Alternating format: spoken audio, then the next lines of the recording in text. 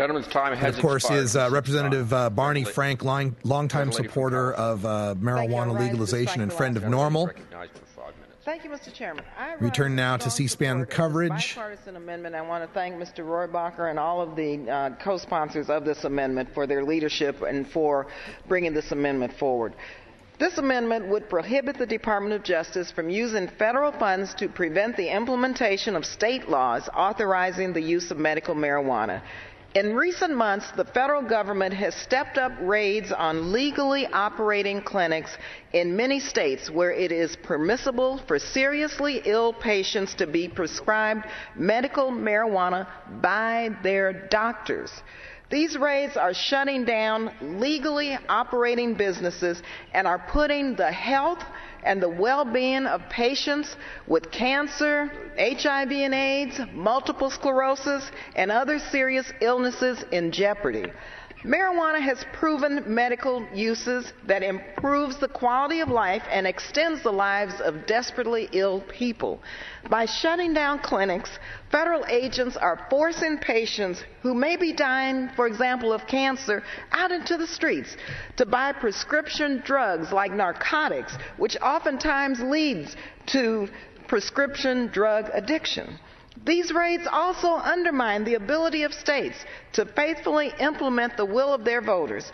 The people in my home state of California have voted to make medical marijuana legal. These laws have been enacted to allow patients safe and legal access to appropriately produce and dispense medical marijuana in the safest possible environment. Yet in the last 18 months, for whatever reason, the Drug Enforcement Administration has raided and shut down many licensed and regulated dispensaries, which are legal, mind you, under state law.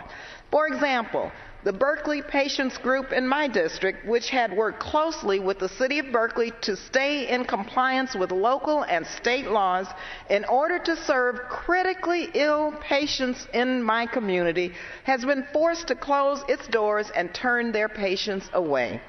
Complying with the state law and relying on a memorandum from the Department of Justice, thousands of small businesses across my state have invested millions in dollars in building their businesses, created good-paying jobs, and have paid millions in taxes. The business owners in my home district are doing everything they can to comply with the law, but clinics in Oakland and Berkeley continue to be subject to raids by federal authorities. Many of my colleagues and I have made repeated requests to the Department of Justice to seek clarification regarding their enforcement policies on medical marijuana. Mr. Chair, this is about recognizing the will of the voters.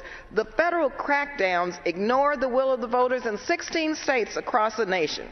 The clinics, doctors, and businesses which bring medicine, mind you, to suffering patients need clarity, certainty, and an end to arbitrary raids.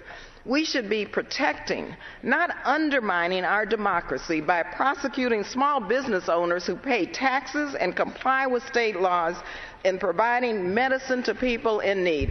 But really, most importantly, it should be compassion for our fellow Americans suffering from serious illness that compel us to vote for this amendment. It is the humane thing to do, and it is the right thing to do. And so I want to thank Mr. Rohrabacher once again and the co-sponsors of this amendment for bringing this forward tonight, and I urge and I vote. Who seeks time? Gentleman from Colorado. Representative Barbara Lee from Oakland, California.